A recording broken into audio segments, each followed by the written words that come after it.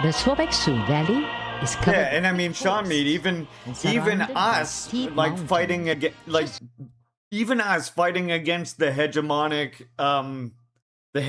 narrative that the U.S. puts out and that the state puts out is us doing propaganda. Like a natural fortress. When you say, I think people should all be housed, you're doing propaganda. Very favorable to conceal barracks and conduct secret activities. It was the best site of secret camp in the Mount Baekdu area.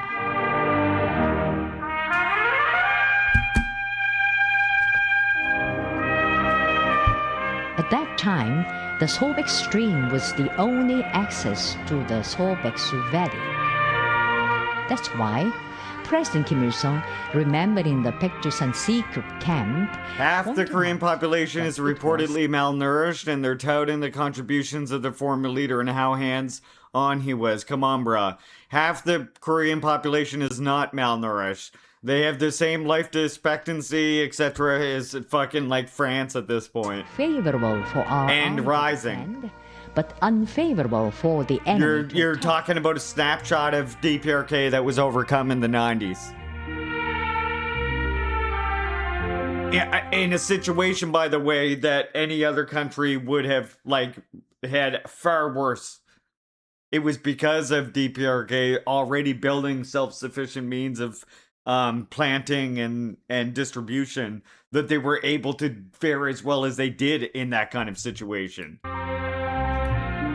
In September 25, 1936, Kim Il-sung stressed the need to set up headquarters of revolution in the Sobex Valley and lead whole Korean revolution with it as the central base of leadership.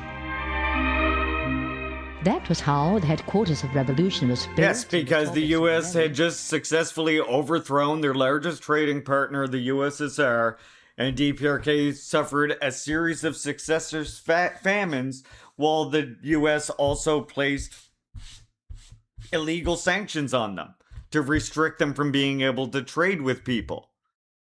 And again, that was very rapidly overcome by DPRK's own efforts. At the foot of Mount Baekdu, and that's a situation that was forced on them. In the broad region.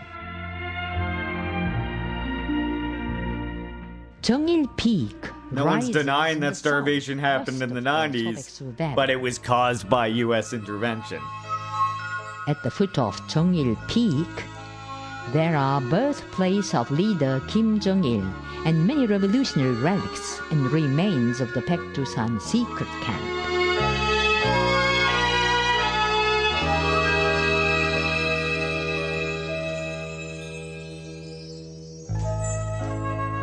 Yeah, I mean, that's the thing, you're giving me all these hardships they had, but how is that in any way a critique of their system?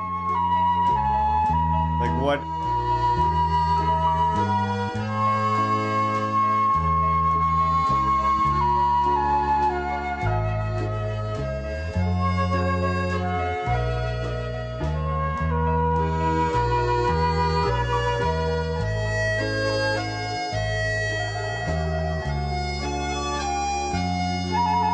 Don't matter whether you dig nationalism or not, nationalism is a thing that exists everywhere as long as nations exist. There is nothing wrong with people loving their nation.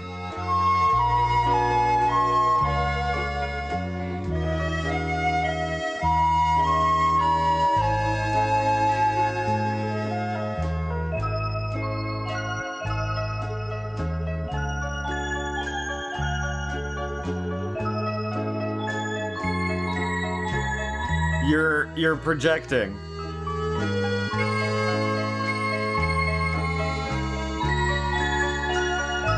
Love your nation or else you're projecting. That has nothing to do with it. They love their nation because it represents a struggle against the U.S. imperialism that has literally directly interfered with them all their lives, including a genocidal campaign of slaughter. For the first time, to give guidance to the building of secret camp and convened a meeting. A literal genocide. There are also slogan-bearing trees and other revolutionary remains.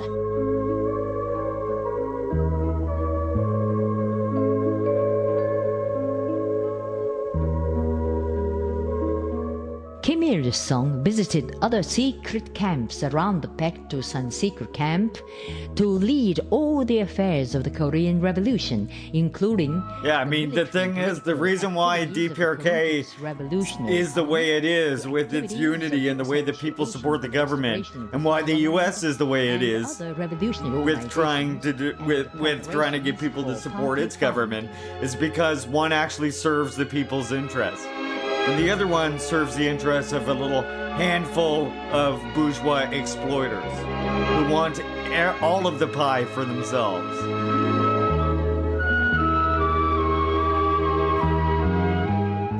Kim Il-sung said, "Mount Paektu was my home during my prime of youth.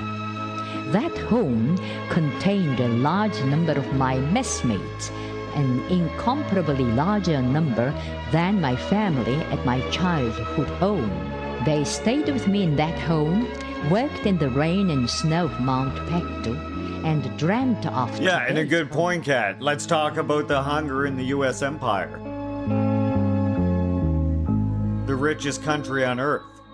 Kim Il-sung remembered that even after liberating Korea from the colonial rule of Japanese imperialism, he failed to take time to pay a visit to his home base in Mount Paektu in his younger days, because of many responsibilities to build the party, state and army, burdens of war and post-war reconstruction. On August 11 to 75, 1986, DPRK, meanwhile, today, in modern times, gives all citizens a guaranteed, 9-pound supply of food per month. In addition to what they can buy with just their salary and the price-controlled food. 1987, which, if you're familiar with when we do Chinese breakfast, you understand what price controls means for your food prices. The revolutionary achievements of Kim Il-sung will shine forever, along with Mount Paektu, the sacred mountain of revolution.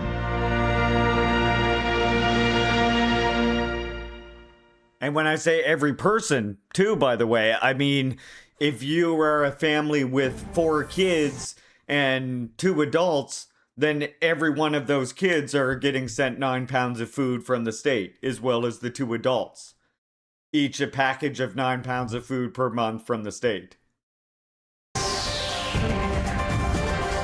What food does the U.S. guarantee its citizens? Development has opened on this land under the leadership of the Workers' Party of Korea. That includes beer coupons, too, for adults. Free beer, Quantum Traveler. How do you sign up for that? Join an organization. Yeah, food stamps is the closest, but of course you gotta, apply for that, right? You have to meet particular conditions, you have to apply, you have to continuously meet those conditions. In DPRK, that's just for everybody. If you're a citizen of the DPRK, you get that. No questions asked. Just every single citizen gets sent. Mind you, it's curated so the kids get a particular 9 pounds of food vouchers, and the adults get a separate 9-pound food vouchers or whatever. And then there's also local cooperatives that will donate rice to people as well.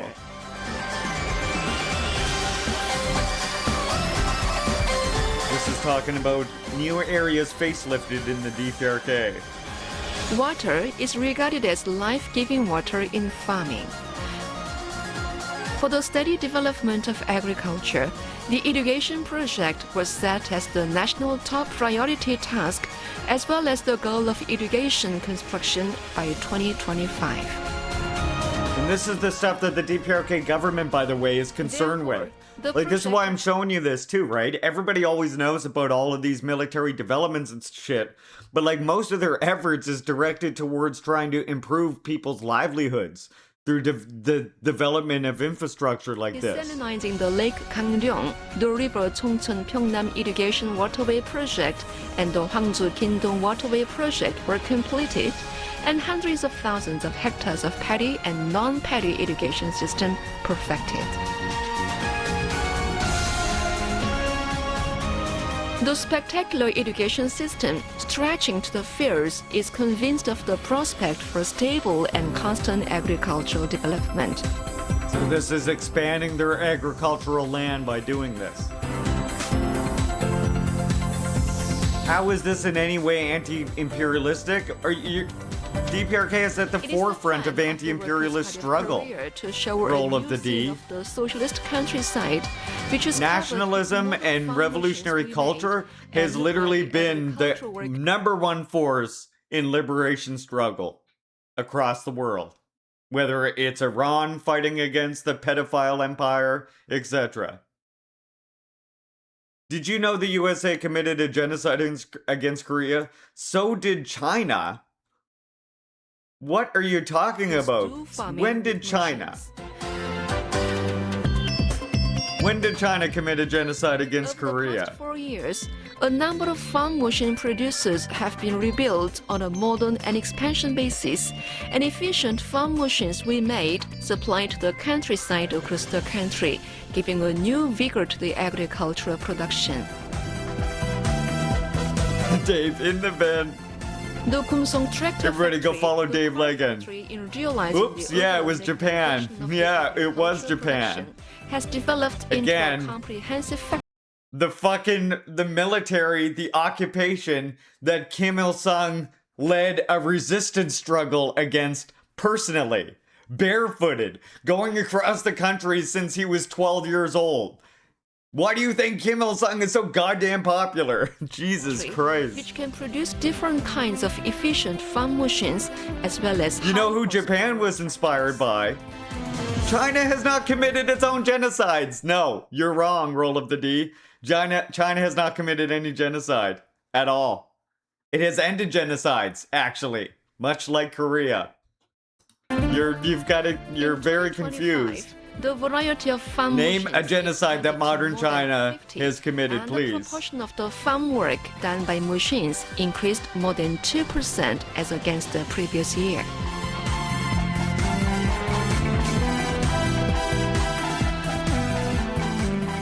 These are the wheat and barley fields with good harvest. The structure of agricultural production of the country, with rice and maize farming in the main, was definitely changed into that based on rice, wheat. That's why I specified modern China, green eggs and ham. The area under wheat I thought about that already. Every year, and in 2025 alone, it increased over 30,000 hectares more than the previous year, heightening the farmers' will to produce wheat.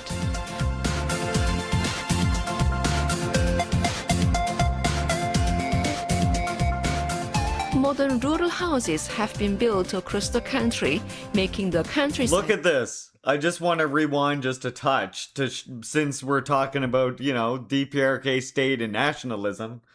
Again, another thing that DPRK provides to all of its people, housing. Absolutely free. All of these houses you see, these rural housing, provided to every single citizen, absolutely free of charge. In the countryside, you don't pay utility bills, you don't pay rent, nothing. It's just, this is your house. If you get a job somewhere else, you will be assigned a house near that new workplace. Built across the country, making the countryside new and beautiful day by day. Isn't there currently Uyghur people in camps? No. More than 110,000 modern rural houses were built till last year, after the Rural Revolution program in the new era was presented. Literally all made up by one guy named Adrian Zenz. Thoroughly disproven by many Muslim delegations themselves. The fashion of socialism and clearly retaining the original characteristics. In fact, China has been far more So all those photos are just a Western lie. There are no photos. What photos are you talking about? People going to fucking vocational school? Those photos? Like what photos do you mean? Of the rural communities in That's the only photos anyone ever saw. Was the vocational school photos. Oh no! People are learning! Oh dear! People usually liken the most valuable. Like, that's the funny thing, right? The US is combating extremism, combating ISIS by accidentally arming them and then bombing them to make it look like they're doing something. Bombing sections here and there, right? China fights extremism by opening vocational schools and educating people. And those vocational schools, by the way, are run by Uyghurs who are teaching people a more positive and a more progressive interpretation of Islam than the extremist one that they're getting from the US created ISIS that exists for destabilizing China. That's the only reason that a situation like that at all exists in Xinjiang, and there's no genocide. Multiple Islamic groups have gone there, have studied, have examined all of the institutions, all of the fucking situation there. There is no genocide. Their culture is preserved. Their language is preserved. They all go to school and learn in their own language. Again, unlike in the US where, First Nations still aren't allowed to speak their language really. Or are at least left with the historical shame of not willing to from residential schools that didn't close until 1996. Just being to the king. Then, who is the king in the Democratic People's Republic of Korea?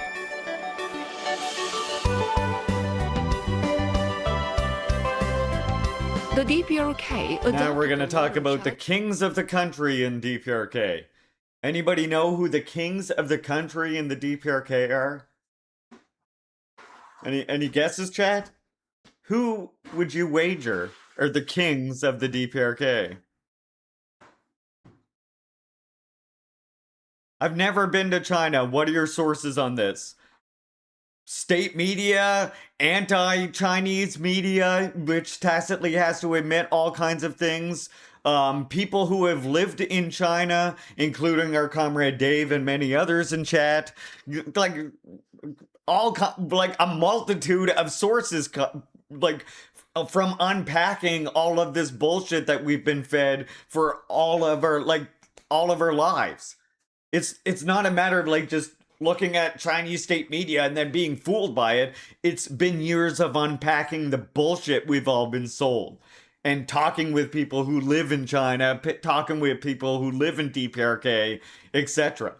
People who live in Vietnam and these other socialist countries who have seen it for themselves.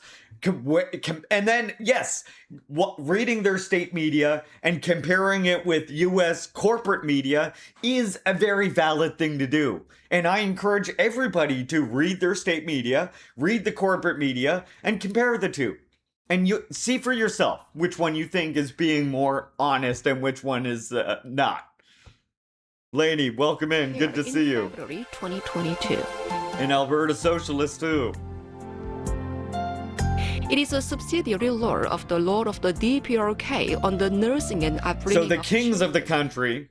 Sorry, I got distracted. The kings of the country actually are the kids. That's whenever you hear DPRK referring to the kings of their country, they're referring to the children and the youth. That's who they consider the kings of the country, and they try to encourage party members to look to the Korean Children's Union as guidance and as teachers, because they believe that the youth is what will keep the revolution revolutionary. It is a subsidiary law of the DPRK on the nursing and upbringing of children. Exactly, Samuel. No, it does not. And regulates the order on the production and supply of nourishment. They believe children are their future and actually give them the means to influence the future. role The of the law D. of the DPRK on child care stipulates that the state shall establish a well-organized system of producing and Like, supplying. again, there, school children are given free education all the way up to a doctorate, including if they want to go to a Russian university or a Chinese university. That is all paid for by the state. They get all of their school clothing, all of their school equipment, all of that provided for by the state. So it's not just a matter of they believe the children are the future. That's a state policy that is put into practice, unlike in the West. Nourishing foods for children. Their Supply all whole the their whole children system with of dairy creating an products and education nourishing system foods is free of about charge on a regular is about basis. ensuring that each teacher is ready to find the individuality of each student and adapt their lesson plan according to each student. So that it's not just this rigid, like, it's just this rigid, you copy what the teacher is doing on the board, right? And provide the best conditions for bringing them up. Now the state Quantum, is building new there's a dwelling certain houses word in that electricity sentence. and the I provinces. read your comment, but there's a certain word in that sentence It that I also got builds blocked. wonderful nurseries and kindergartens for the children For my who own, live just there for my and own those to be peace. born in the future. Just for the sake of my own. And it takes measures to supply dairy products and other No, nourishing no, it's foods for the okay. children Don't worry. in the new It's not nurseries that and kindergartens serious. Without letter. It's just Since the adoption of the law on child care in 2022, the former nuns. well, what's great too about the reason why they have those traffic parks is to teach kids the rules of the road and how to, like, learn to navigate it as well. God, I wish they had that here. Children increased, and the production and supply system further perfected. As said above, I generally don't try to talk about other streamers at all because I just prefer to talk about politics. And you can decide for yourself who falls This is the into what Heavenly political Nursery spectrum. in Central District of Pyongyang. Cute children are taking milk and bread with relish. 어린이들의 성장 발육에서 타가소 유치원 시기가 매우 중요한 연령이라고 볼 수 있습니다. 그래서 때문에 And that's why Best Gay, why DPRK does so well in World Cup games and stuff like that, because, like, if a kid has interest and talent in football, they can go to a school that literally fosters that. I don't know, maybe I've been a little bit too white and blue-pilled on it, North Korea, but I've heard nothing but negative reviews from defectors. That's because you've only been shown defectors with negative reviews. Have you ever considered that, maybe? Maybe the only defectors that Western mainstream media allows to get on their channels are defectors with that narrative. And then what makes that situation perhaps even worse is the fact that, for one thing, there's discrimination for people who come from DPRK and wind up in the South. So that makes it hard for them to get a job and find employment. And then you have these defector testimony fucking, like, publications and TV shows that are willing to pay you $20,000, perhaps an episode, to come up with some bullshit about DPRK. And at this point, any bullshit will fly. Well, when you're desperate and you want to feed yourself, even those who might not normally lie and come up with shit like that become compelled to do that. And then you have another segment that are very, very greedy and just want as much money and whatever else for themselves. And so they're willing to take that narrative as far as possible. And that's how you get someone like Yeonmi Park, who tells obvious lies. I mean, I've literally made a diagram for a certain phenomenon that we see regarding DPRK that you might find interesting. And then I'm going to recommend you, and I do hope that you actually watch it. I'm going to recommend you a show that tells you the actual context behind defectors. But something else I'll point out is that people who end up in that come from DPRK and wind up in South Korea, whether they become willing to lie about their country or not, all of them have to spend time in a prison called the Freedom Factory, which involves essentially them being tortured until they're at least willing to denounce DPRK and Kim Il-sung. And then again, from there, they get released into society. They're not given passports, so they're not able to leave very easily. It's a whole fucking thing. But I can show you defectors in South Korea who are still pro-DPRK. And in fact, unlike the defectors who can go on TV and talk about how bad DPRK was and spin all these lies about it and not have to worry because now they're in South Korea, people that then go to South Korea and decide to still talk nicely about DPRK or champion Kim Il-sung, those are the defectors that are actually putting themselves in great danger. Because it's literally against the law in South Korea to talk friendly about Kim Il-sung or the DPRK. You could literally get thrown back in that Freedom Factory prison in solitary confinement by doing so. And yet, again, you have defectors there who are willing to say the truth and even get involved with legal cases. There's lawyers in South Korea who specialize in these defectors who are trying to get back home to the North. In 2012, there was actually a repatriation agreement where a large amount of people in South Korea got to go back to North Korea and live there. So, this guy, for example, he's a defector. And here he's saying right here, North Korea does have a dictatorship.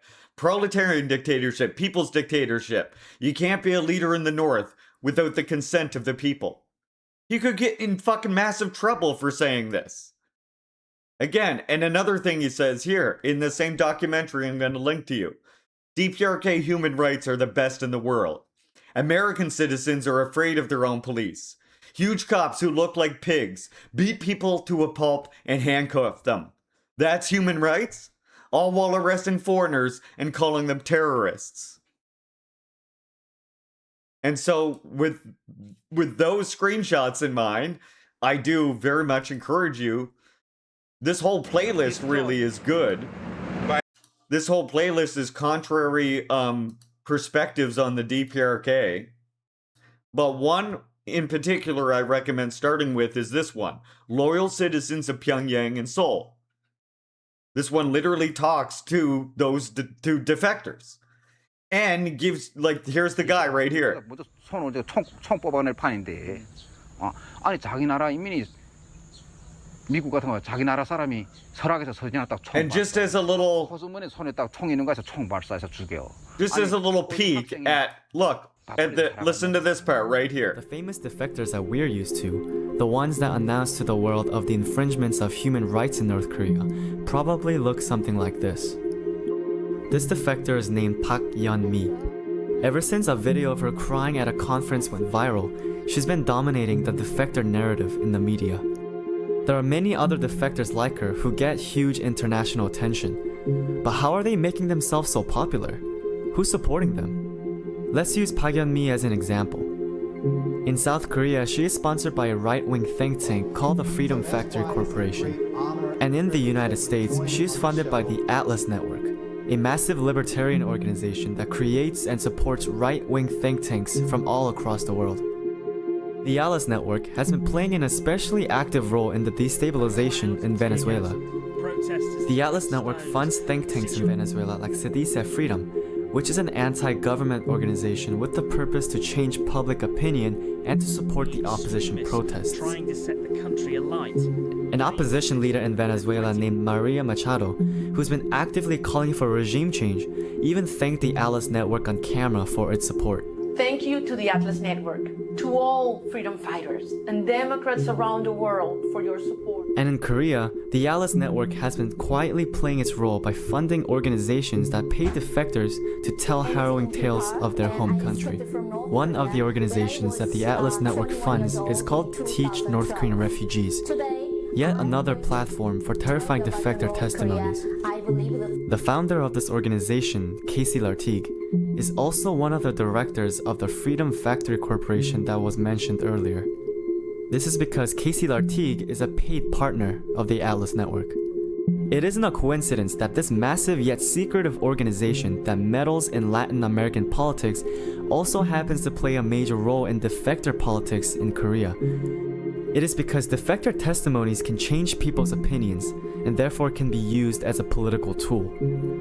And what is even more alarming is that this chain of money flowing down to these defectors goes even higher up. Investigative journalist Lee Feng uncovered donations to the Atlas Network from Koch brothers, ExxonMobil, MasterCard, and more.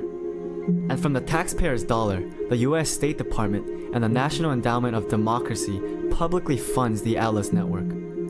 By default, every defector that's willing to go on those TV shows Roll of the D is an asset of the CIA.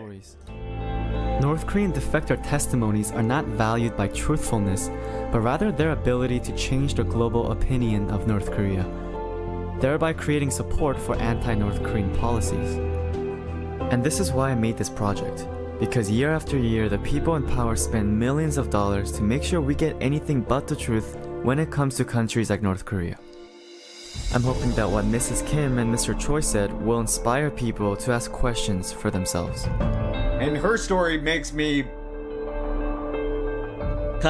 upset because she has been fighting all her life to get back home. And she has even attempted to end herself out of the depression of not being able to several times. I've actually been able to talk to her myself before. She's been cited before when Kim did his trip to Vietnam, even in mainstream media. And again, her story is not as unique as you think. Some people end up in South Korea because they are literally kidnapped in DPRK and then smuggled to South Korea against their will, even. There was even an incident in China where a group of restaurant workers were kidnapped and brought to the South and then not allowed to leave. There was letters sent by their mothers to the UN asking that they be returned home, and the girls wrote letters from South Korea asking the same thing. And they were never allowed to return.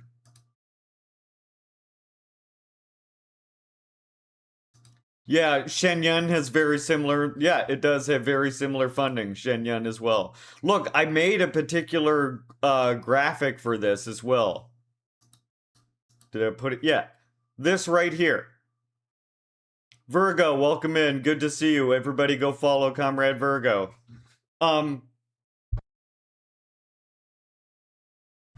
If you look at this here, I just made a little chart just to show you what mainstream media reporting is like on DPRK. How deeply unreliable it is.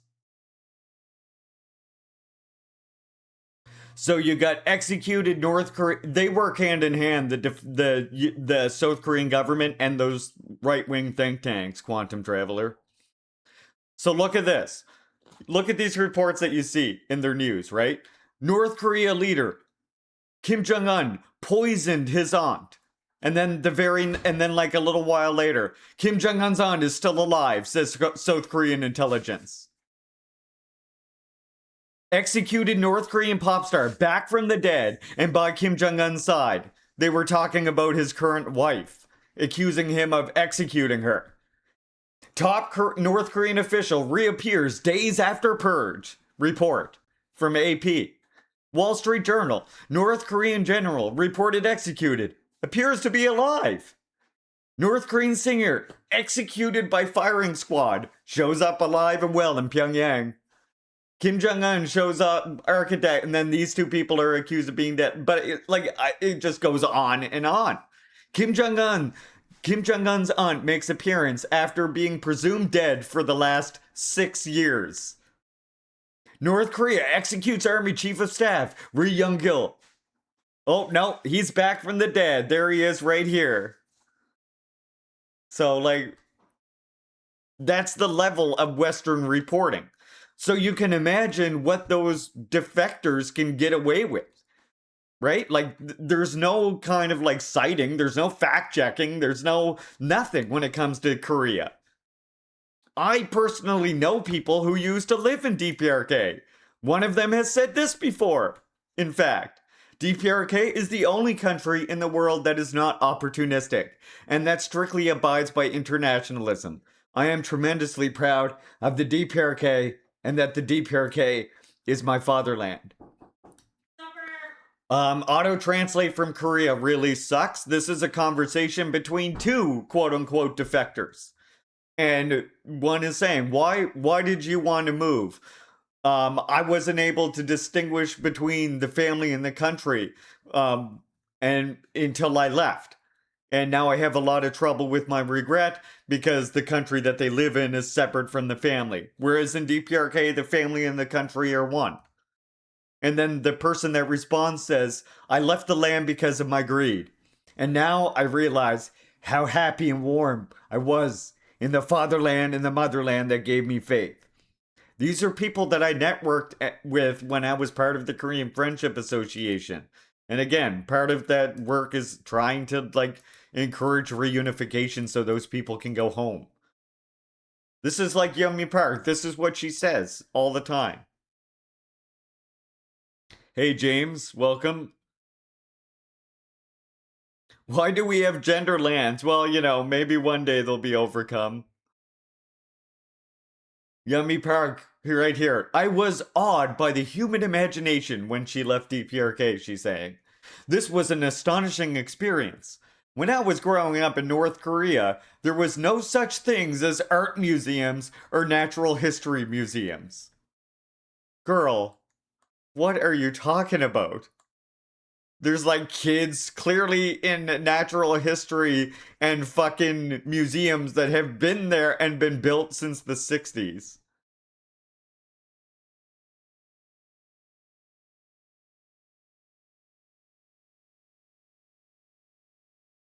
Oh, I like this comment. I like this comment here, chatter. Mother and father are titles that transcend gender. You need to get gayer with life. Yes. Beautiful comment. Thank you.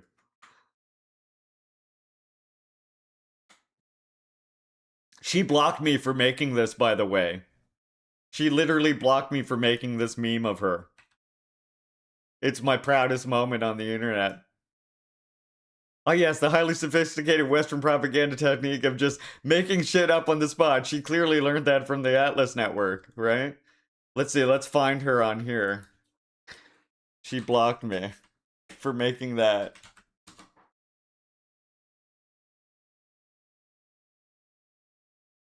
How do you get to her page again? See, it's hard for me to get to her page because I'm blocked by her. Oh, there we go. Here it is. See, look.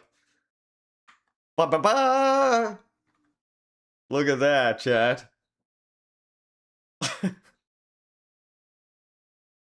I did it. I literally made this meme, posted it in one of the responses to her, of this post that she made at the time, and she blocked me. I was responding to her saying that they don't have any museums, and me showing pictures of the museum caused her to block me. Pretty hilarious.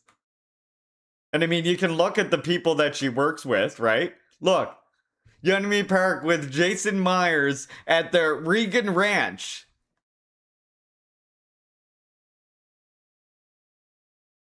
The Young Americans, the YAF. Who to follow? Look, similar follows. Jordan Peterson, James O'Keefe, Babylon B. If you want someone similar to follow to Yeonmi Park, of course. This... Oh my god. I'm sorry. I'm sorry, chat. Is there something not poetic about this post right here? What? Help a North Korean defector afford life-saving surgery.